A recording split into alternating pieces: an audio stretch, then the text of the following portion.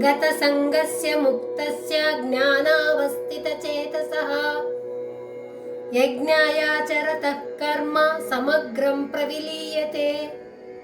దేనియందు సంగము లేనివాడు రాగద్వేష కామక్రోధ రూపమైన సంసార బంధముల నుండి విముక్తుడు అయినవాడు, ఆత్మజ్ఞానమందే మనస్సును నిలకడగా నిలిపినవాడు, దేవునికి ఇష్టమైన కర్మలను ఆచరించేవారైన మనుషుల యొక్క కర్మ మొత్తము నశించిపోవుచున్నది.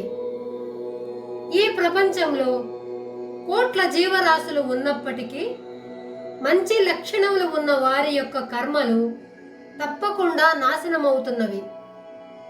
ఆ మంచి లక్షణములు ఏవంటే, ఎప్పుడూ తెలివిగా ఉంటూనే దైవ కార్యములు చేస్తూ ఇంకా ధర్మబద్ధమైన కర్మలు చేస్తూ ఇతరులకు మంచి చెయ్యటం.